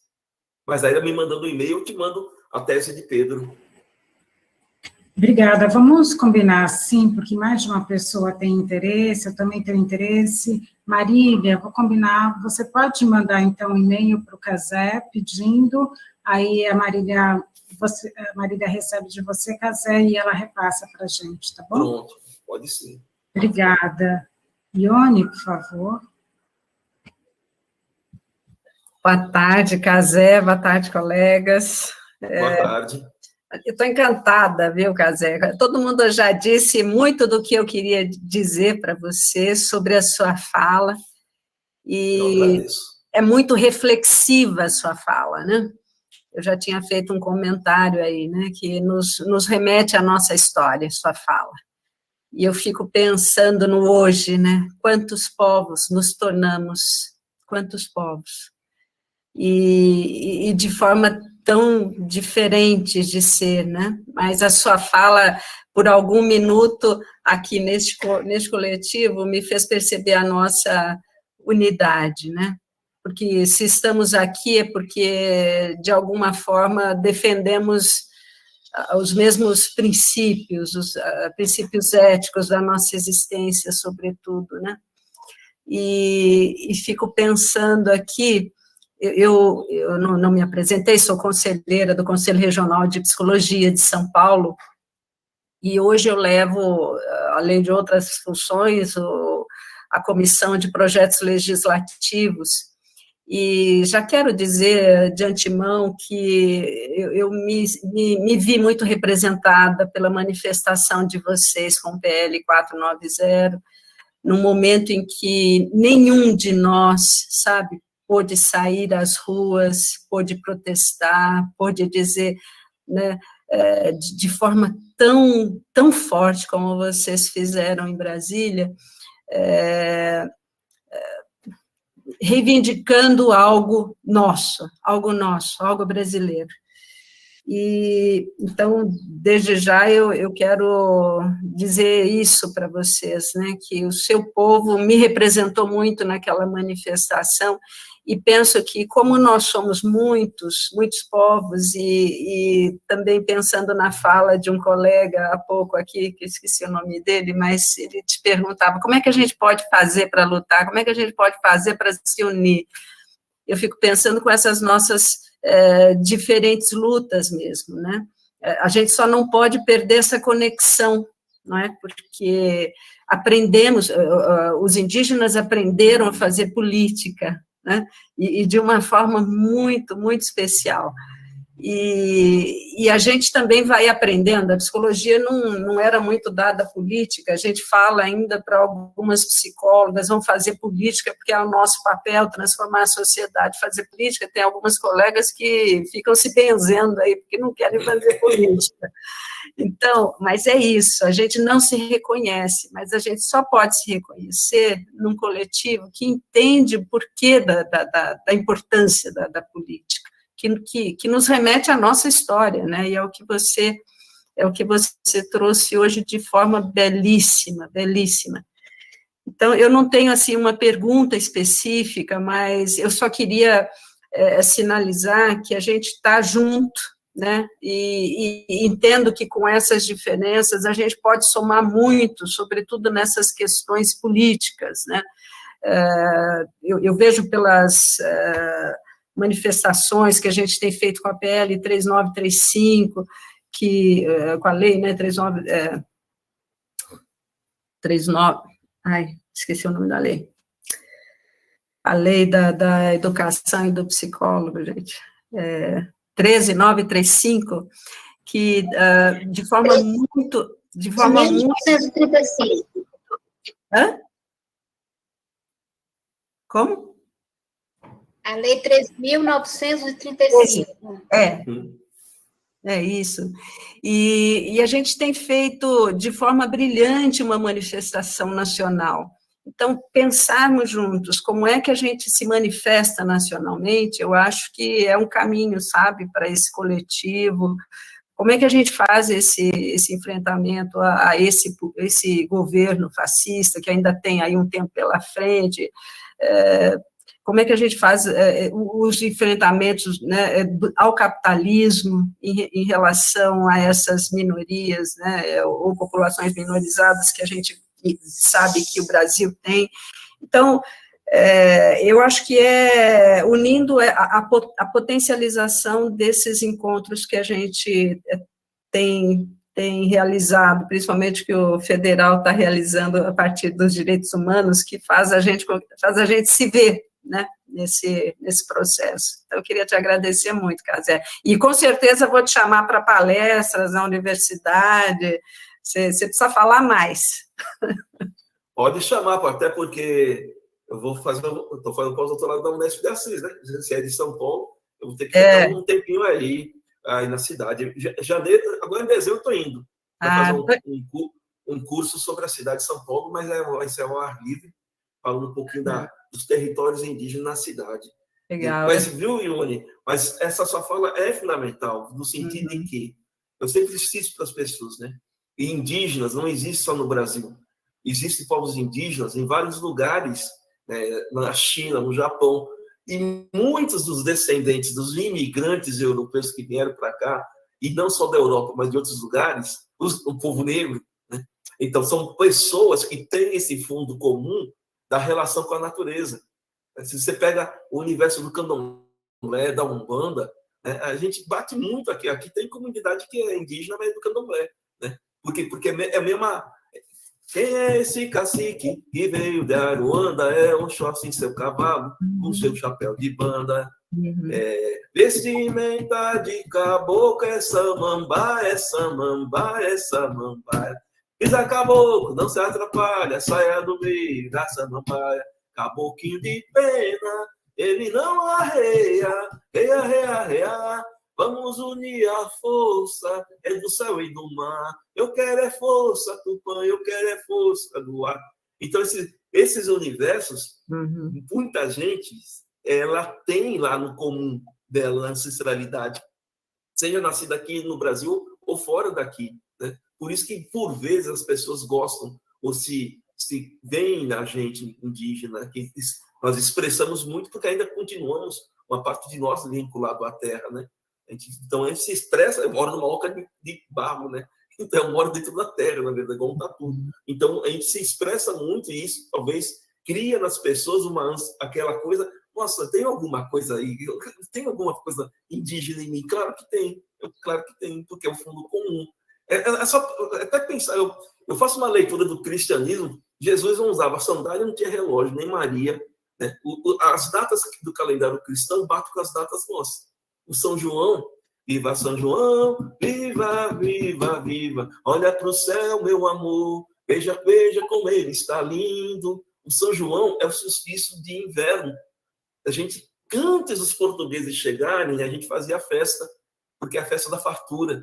E o que as pessoas comem no São João? Aquilo que a gente come: milho, pipoca, mandioca, macaxeira, milho torrado, e dança em torno da fogueira. Ele ainda dança em circo e dança o forró. Então, esses pontos de comum. E aí, quando chega em janeiro, é o solstício de verão, que é a data do Cristo, né? Aí Maria vai visitar Isabel, e Isabel fala: Maria, daqui 6 meses vai nascer o seu.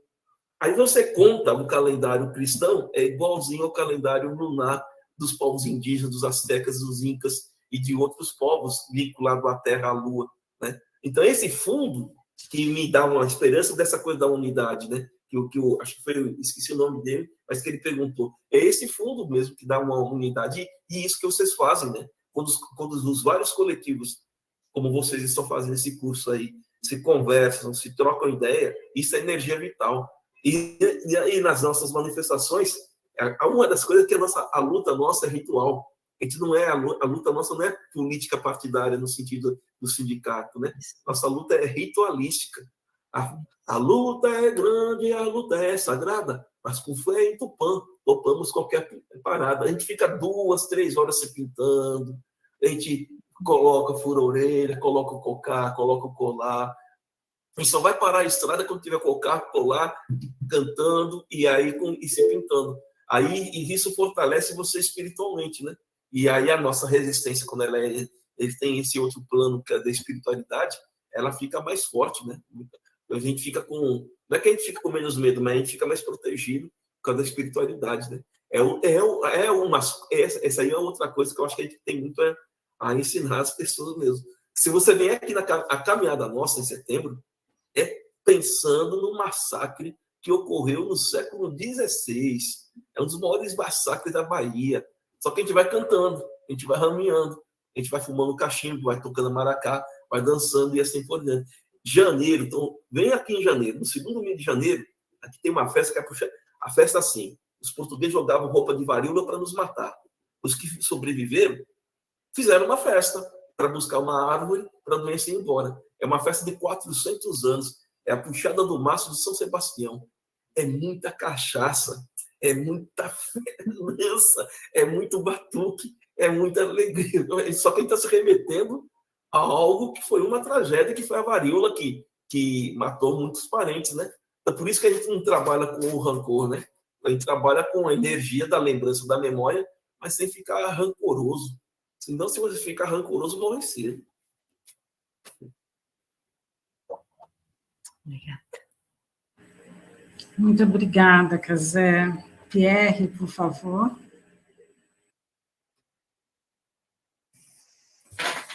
Boa tarde, pessoal. Doutor Cazé, prazer te conhecer. Prazer meu. Eu queria fazer duas perguntas, talvez um pouco mais pessimistas, assim, mas vou fazê-las. Assim. Você fez um comentário logo no início, mas talvez no meio da fala, né? Que me remete ao governo, principalmente ao governo Dilma, né? Com a questão das usinas, dos alagamentos e tal. A gente aqui também, no Rio de Janeiro, faz uma crítica parecida por conta da falta de política pública, de segurança pública, né? Que abriu espaço para as milícias avançarem bastante. A gente não teve isso. Aí a minha primeira pergunta seria assim, como é que você avalia a diferença entre o que a gente vive hoje com Bolsonaro e os limites do que a gente vivia com os governos petistas, por exemplo?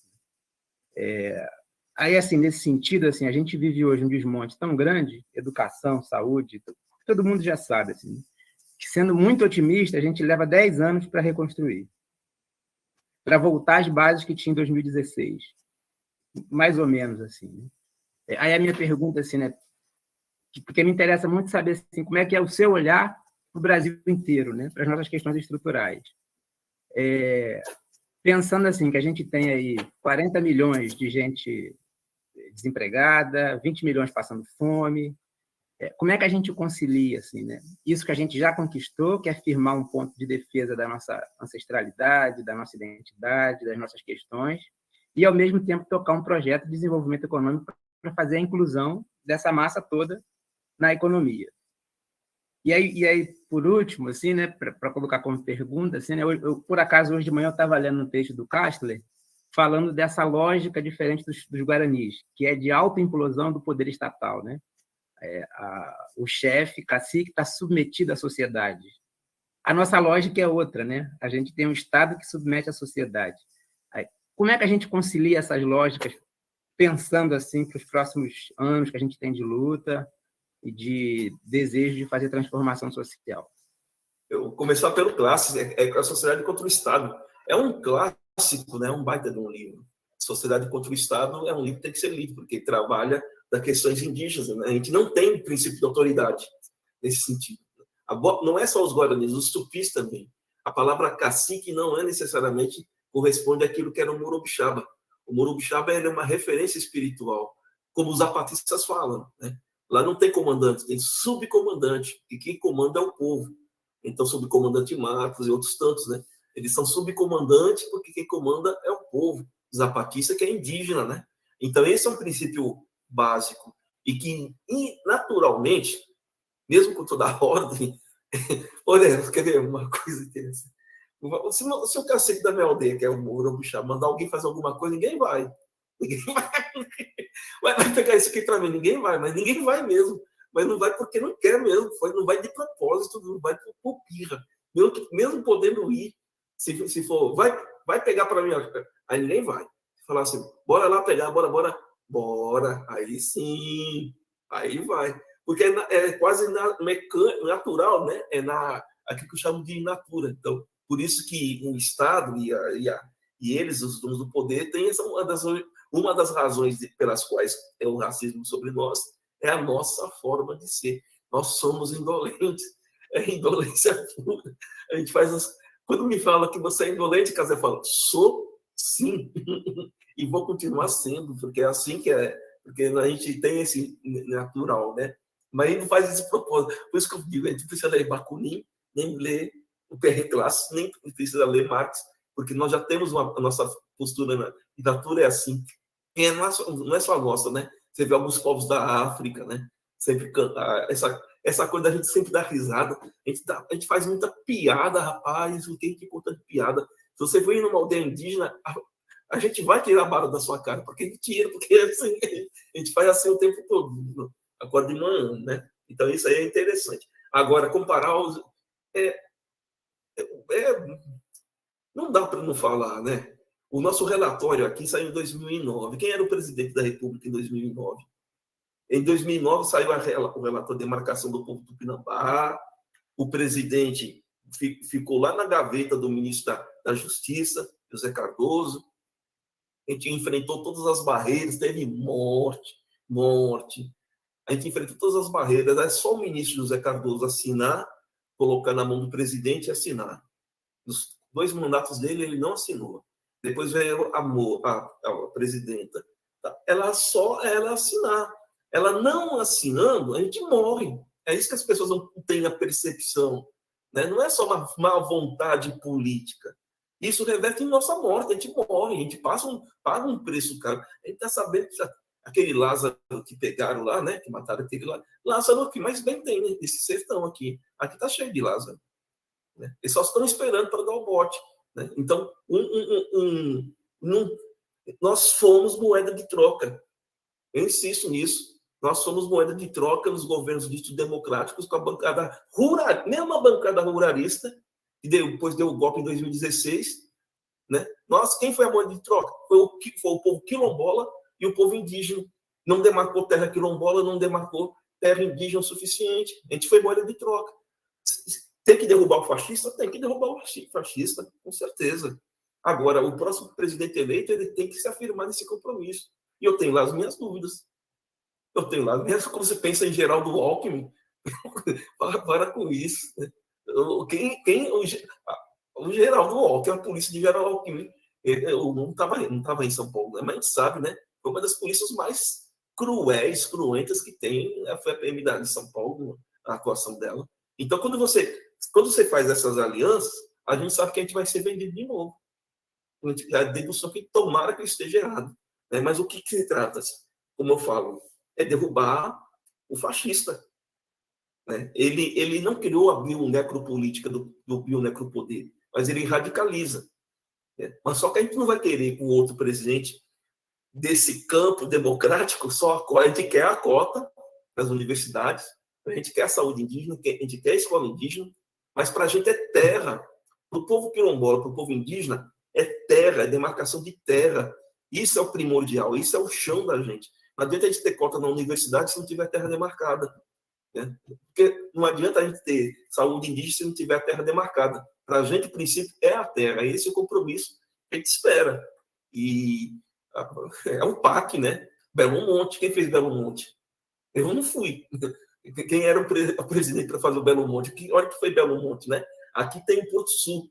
Porto Sul é uma desgraça aqui na natureza. E tem uma estrada leste-oeste, a estrada férrea, que sai do litoral. Aqui isso tudo está no PAC, viu, gente? E olha, é só lembrar quem foram os autores do PAC. Ela sai daqui de Ilhéus, vai lá para Tocantins, cortando a mata, tá entendendo? É uma coisa desastrosa. Mas, e para que essa ferrovia? Para trazer gente? É gado. É trazer soja agricultura. É uma estrada feita pensando nos ruralistas da boca do sertão da Amazônia para desmatar mais lá, tá entendendo? Mas quem projetou essa estrada? Então, é isso. Na minha visão, a gente caminha com as pernas que se tem, né? Eu não tenho eu não nutro esperança com o Estado brasileiro. O Estado brasileiro vai nos trair, é da índole. Tem uma história que eu vou contar a versão que eu aprendi. Estava lá a rã e o escorpião na beira do lago. Aí o escorpião falou para a rã, ô rã, me atravessa aí nas suas costas. A rã falou, rapaz, você é doido, né? E quem vai me garantir que você não vai me ferrar? Aí o escorpião falou, se eu te ferrar, rã, eu também vou morrer. Tá, bora aí, sobe aí nas costas. Aí a rã estava atravessando com o escorpião no lago, e o escorpião ferra a rã. Aí a rã pergunta, rapaz, você vai morrer também. Mas é da minha índole. Eu sou assim. O Estado brasileiro, em 521 anos, não cumpriu nenhum acordo com os povos originários. Demarcou algumas terras? Demarcou, mas outras tantas não demarcou. Né? A justiça... Olha o que o STF está fazendo. Poxa vida, rapaz, já era para ter voltado esse marco temporal há uns 4, 5 meses atrás. Olha a dor. A gente fica parando, até sul da Bahia, aqui é terra de Coronel Cacau. A gente parou a estrada em setembro, 4 vezes a gente parou a estrada. A gente é humilhado, sofre perigo de ser atropelado e assim por diante. E o STF fica lá enrolando. Por quê? Porque é um acordo que o Alexandre de Moraes fez com o Bolsonaro. Foi isso que impediu a votação. Então, e esse pessimismo, você vê que eu falo dando risada, né? Esse não é um pessimismo que me joga na inatividade, muito pelo contrário. Né? Derrubando o Bolsonaro, o próximo presidente eleito, seja do campo democrático ou não, é cobrança. Os movimentos sociais têm que aprender como não foi nos outros. Não é todo mundo ir para o governo, vamos todo mundo para o governo. A função do conselho é continuar sendo conselho. Não é? A função dos coletivos é continuar sendo coletivos. Não é ir para o governo e se cobrar do governo. Claro que, se for do campo democrático, com consciência, essa coisa toda, né? E ir construindo alternativas no dia a dia. Por isso que eu falo que eu não vivo esse plano da utopia, nem na nossa cultura. A gente vive no plano do hoje, a gente vai construindo, as construções são coletivas. Se um dia vocês fossem lá para o território zapatista, é assim. O Estado mexicano continua lá, matando, prendendo. Mas o que fazem os zapatistas? Constroem dia a dia o território deles. Né? Então, por isso que é derrotar o fascista e exigir que o novo governo cumpra um compromisso com os coletivos, mas os coletivos não podem deixarem de existir e todos eles para o governo, né? Porque senão você desmobiliza e aí vem de novo eles dão um golpe de novo, né? Pelo menos eu penso assim. Professor, obrigado pela informação. Acho que é um pouco nesse sentido, assim, não é um pessimismo negativo, não. Também estou como para a luta. Assim. Mas acho que essas lógicas de existência que estão em choque. Assim, né? Por exemplo, a gente do movimento negro, o melhor que a gente consegue fazer, assim, né? E com muita dificuldade, assim, inserir o jovem preto para ele parar de morrer, parar de ser cooptado pelo tráfico, para inserir ele no sistema econômico. E é o nosso sistema econômico que produz esse tipo de demanda, assim, né? Esse choque, é só para alinhar isso. E uma única assim, ponderação que eu faria que não tem assim, nenhuma orientação oficial do partido que o Alckmin vai ser o vice-presidente do Lula. Assim. Tomara que não. Tomara que não. Mas tem razão. Esse ponto aqui só. Por isso que eu não posso falar assim das questões do povo negro. O que mais parece conosco é o quilombola, né? Por causa da questão da terra. Então, eu vejo agora como está crescendo o número de indígenas morando na cidade, a gente vê agora muitas semelhanças com esses indígenas da cidade com uma grande parte do movimento negro, né? Mas eu não sei conversar muito sobre isso, não. Eu só sei assim, porque para a gente, quando o nosso referencial é a terra, né? A gente fala assim, se eu tivesse um filho hoje, meu filho falasse assim, meu pai, eu não quero estudar. Olha, não estude, tranquilo. Eu quero viver da piaçava, eu quero viver da pesca, da roça. Pronto. Sem nenhum peso na consciência. Teve 2 meninos aqui da minha aldeia que entraram na cota, né, da Universidade Estadual de Santa Cruz, onde eu dou aula. Eles ficaram 1 mês. Aí eles falaram, Cazé, aquilo não é pra gente, não. Eu não gosto daquilo. Eu quero viver da roça. E eles voltaram para a aldeia, estão na aldeia, vivendo da roça, não quiseram fazer a universidade. Então, veja, por isso que eu não consigo pensar muito. Eu estou falando isso para os parentes que moram em cidade, né? Eles logo vão ter, logo não, acho que já devem passar por essas questões de serem inclusos na sociedade de classe, né? E ser incluso na sociedade de classe tem toda essa perversidade, né? Que ela é uma sociedade de classe. Mas aí eu não sei solucionar, não.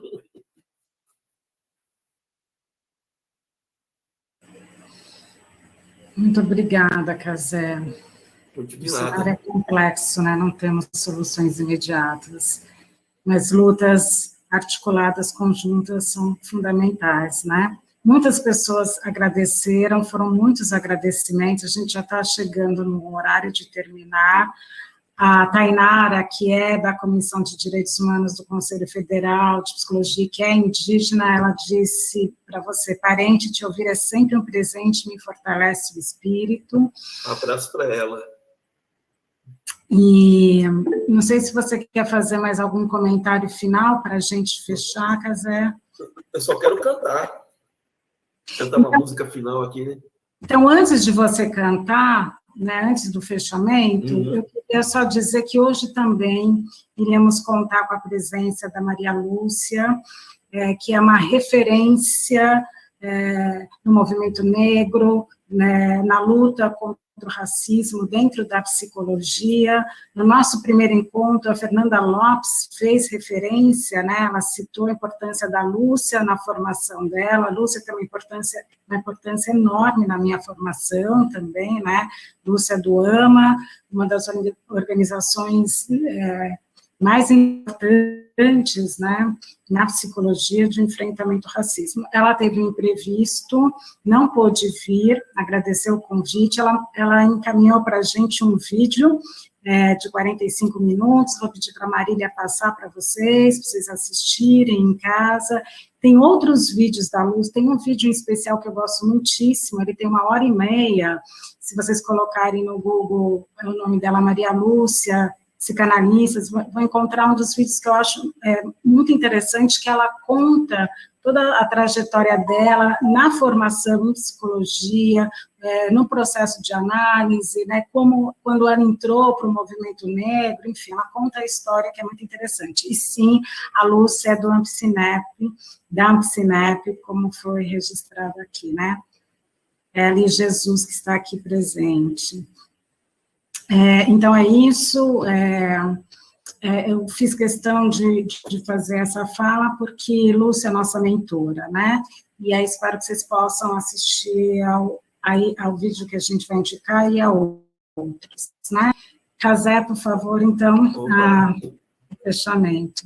Agradecer a todas e todos, Coicatorete, foi muito bom estar com vocês. É isso, é esses coletivos que fortalecem a gente, né? Então, cantar uma música que a gente canta aqui, é assim: Moramoanga, supé, apó, opaba, moambé, iandé, icorió, iquejepi, iandé, memeia, quissé, moré, encheu, tornou vazar, de longe, muito longe, eu avistei Ará, minha palhoça, coberta de sapé, meu arco, minha flecha, minha cabaça de mé.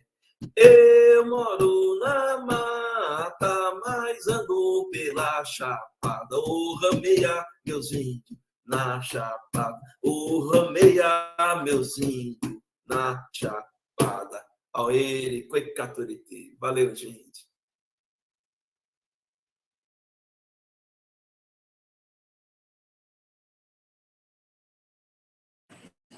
Tchau, gente. Muito obrigada. Até semana que vem. Prazer em revê-los. Delícia te ver, Eliane. É sempre um prazer ver vocês. Ai, Rosana.